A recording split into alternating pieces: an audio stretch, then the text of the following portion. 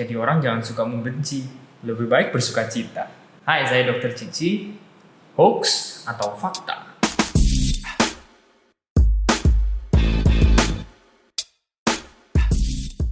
Terima kasih buat teman-teman semua yang udah join partisipasi di hoax atau fakta kali ini. Semoga video ini membantu teman-teman ya. Kita bahas satu-satu hoax atau faktanya. Oke, kita mulai dari yang paling pertama. Ada @Andi Gondowijoyo. Kalau di rumah aja nggak usah pakai hand sanitizer, cukup cuci tangan. Oke, yang ini fakta. Kenapa cukup pakai cuci tangan saja kalau di rumah? Karena kalau di rumah resiko untuk kulit kita sensitif atau iritasi terhadap alkohol. Tapi ingat, cuci tangannya saja harus pakai sabun, tidak cukup pakai air biasa saja. Cuci tangan sering-sering pakai sabun. Kalau kalian masih bingung cara cuci tangan yang baik, klik di sini nih, udah aku bikinin video tentang cara cuci tangan yang baik. Next, kita ada @Aji_Firdaus. Nah, ini dokter nih teman-teman. Thank you ya dok, udah ikut partisipasi di hoax atau fakta ini. Dok, apa benar kalau siang makan nasi kucing, malam minum jamu bisa mencegah corona? Oke, yang ini hoax ya, hoax. Kalau kita mau menghindari corona, itu bukan makan nasi kucing sama minum jamu teman-teman, tapi hindari kontak, social distancing, physical distancing, kalau keluar pakai masker, itu yang benar. Karena ingat, corona ini menular lewat droplet, ya, lewat kontak erat. Kalau kita bisa kurangi kontaknya, otomatis resiko penularannya lebih rendah. Mau imun kita sekuat apapun, makan kita sebanyak apapun, tapi kalau malam masih nongkrong terus, sama aja, resiko penularannya tetap besar. Oke, next ada dari @Lucia Putri. Kalau kena COVID, meskipun nggak sampai parah, apa paru-paru bisa dikatakan rusak? Oke, ini menarik pertanyaannya.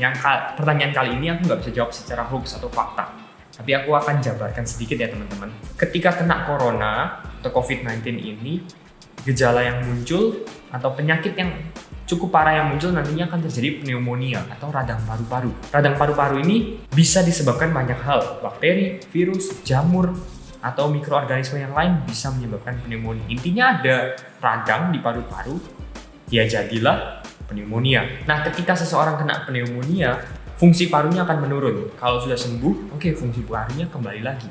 Tapi akan tetap ada defek atau kerusakan kecil pada paru-parunya. Jadi paru-paru yang sudah kena radang tidak akan pernah bisa kembali 100% seperti sebelum kena radang. Ibaratnya teman-teman bayangin, teman-teman luka di kulit, kan? Setelah teman-teman jaga, kasih obat, sembuh, berfungsi. Tapi apakah kulitnya tetap mulus lagi seperti tidak kena luka sebelumnya? Enggak kan?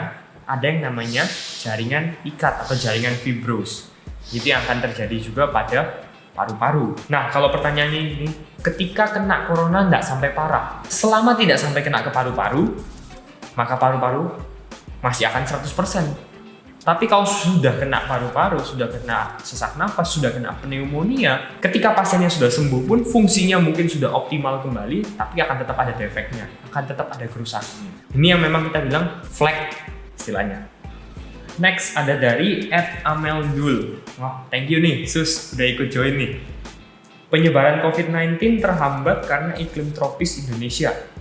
Dan apakah ada kemungkinan evolusi? Oke, ini sudah dijawab sama WHO teman-teman. Corona mau di iklim tropis, subtropis, atau bahkan dingin pun tidak akan ada pengaruhnya. Corona akan tetap bisa menginfeksi karena penularannya dari man to man, dari manusia ke manusia. Kalau ditanya apakah ada kemungkinan evolusi, mungkin ini maksud mutasi teman-teman. Oke, virus ini sudah bermutasi.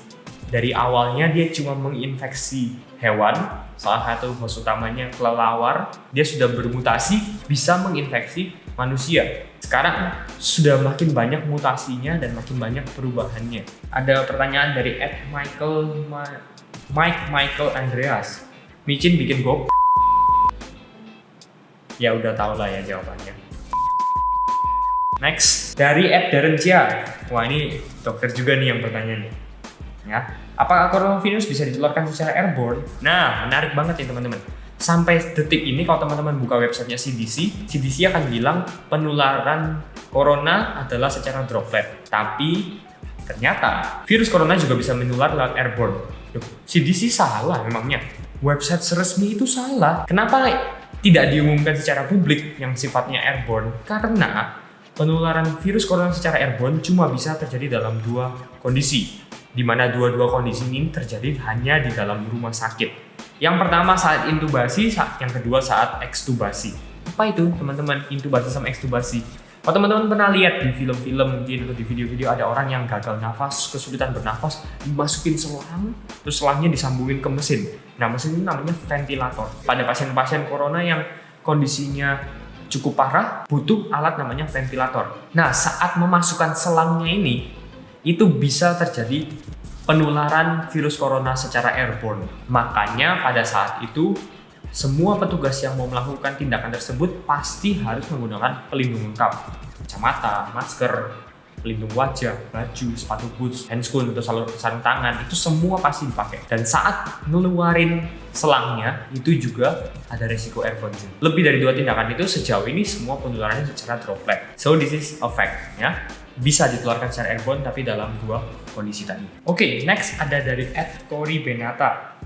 Nah, ini katanya tiap hari harus kumur air garam biar virus nggak masuk ke paru-paru tapi langsung ke lambung.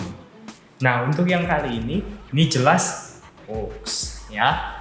Kenapa hoax? Karena kalau kita kumur air, mau air garam kayak mau betadine kayak apapun, itu cuma di daerah rongga mulut saja. Nggak bisa mau sampai di tenggorokan atau bahkan sampai ke paru-paru, mencegah virus masuk paru-paru, ini jelas salah semuanya. Air garam itu bagus untuk sifatnya membunuh bakteri, tapi bukan untuk virus. Oh ya, sekalian info aja. Yang penting sering-sering minum air aja, ya, supaya daerah tenggorokan kita tetap moist atau tetap terhidrasi atau banyak airnya lah, supaya nggak gampang nempel virusnya. Next ada dari @Peter Prayogo. Wah, ini dokter juga teman-teman ya. Kalau keringetan nggak boleh langsung mandi, nanti paru-paru basah. Nah, ini juga lucu nih. Ini jelas hoax ya teman-teman, hoax. Kenapa? Karena paru-paru basah tadi kita udah bahas. Itu masalahnya di paru-paru, radang paru-paru. Ya, sedangkan yang di sini ceritanya keringatan terus setelah itu mandi. Itu air dari luar tuh nggak ada masalahnya sama paru-paru gitu. Biasanya ketika habis berkeringat terus langsung mandi adalah di infeksi jamur. Biasanya kena ke tinea namanya. Ya, jadi bukan ke pneumonia atau paru-paru basah. Next ada mandi malam bikin rematik. Nah, ini juga sering nih. Ini juga hoax teman-teman ya. Rematik itu ada 2 jenis. Ada yang ke jantung biasanya.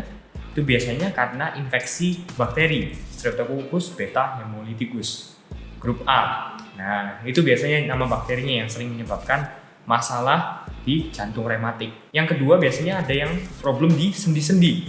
Kalau secara medis kita bilang dia rheumatoid arthritis. Ini sebabnya adalah autoimun, ya. Jadi bukan karena mandi malam. Berikutnya ada dari @Thomas Yu. Orang tua yang kena corona dikorbankan di dalam rumah sakit. Betulkah itu? Sebelum membahas ini, aku mau disclaimer sedikit, dokter tidak akan membeda-bedakan perawatan terhadap pasien. Mau pasiennya usianya berapapun, agamanya apapun, sosial ekonominya apapun, kita selalu menganggap semuanya sama dan kita pasti usahakan yang terbaik untuk keselamatan pasien. Proses penilaian kita terhadap satu pasien dengan pasien yang lain itu menggunakan yang namanya triase.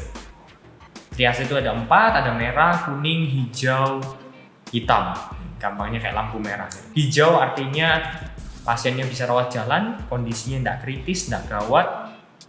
Biasanya sakit flu, batuk pilek. Next yang kedua ada yang kuning. Kuning artinya butuh ditangani segera tapi tidak mengancam jiwa.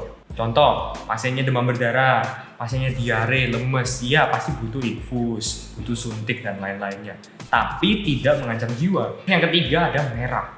Merah artinya pasiennya kritis dan butuh penanganan segera karena mengancam jiwa. Pasiennya tidak sadar, pasiennya stroke, pasiennya gangguan jantung, ini semua mengancam jiwa teman-teman dan harus ditangani secara langsung. Keempat, triase hitam, ini ketika pasien sudah dinyatakan meninggal. Ada protap khusus untuk penanganan terhadap pasien yang sudah meninggal. Nah, berdasarkan triase ini kita tentukan mana yang harus dirawat terlebih dahulu. Jadi bukan pakai nomor antrian. Contoh aja antrian, ada orang 1, 2, 3 datang dengan triase hijau, kuning, merah. Yang mana yang didulukan? Pasti kita dahulukan yang merah dulu karena yang mengancam jiwa. Ketika sudah masuk di ruangan atau bahkan mungkin sampai di ICU, pasien punya hak penuh terhadap dirinya sendiri. Ini yang mungkin beberapa orang non medis nggak tahu, atau bahkan mungkin beberapa orang medis bahkan juga belum tahu ya. Jadi ada beberapa asas kedokteran yang harus kita pegang. Maksudnya apa? Maksudnya adalah dokter atau perawat atau setiap para medis dapat melakukan apapun buat pasiennya selama diizinkan oleh pasiennya.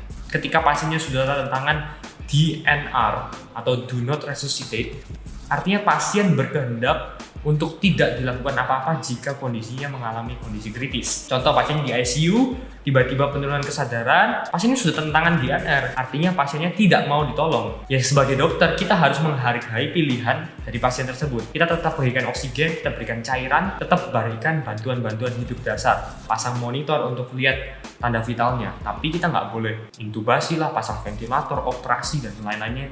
Nggak boleh. Dokter, para medis lainnya cuma boleh melakukan sebisanya selama diizinkan. Jadi untuk pertanyaan yang tadi, apakah orang tua lebih dibiarkan? Tentu enggak. Hoax ya.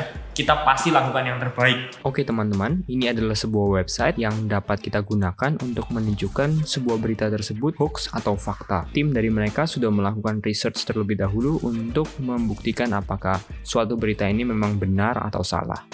Oke, segitu aja video hoax atau fakta hari ini. Like kalau suka, dislike aja kalau nggak suka. Share dan subscribe ke teman-teman. Semoga video ini bermanfaat. Satu lagi, jangan lupa klik tombol loncengnya. Ya, subscribe dan klik tombol lonceng itu gratis semua teman-teman. Tapi itu akan sangat membantu channel ini berkembang. Dan seperti biasa, jangan lupa stay healthy everybody.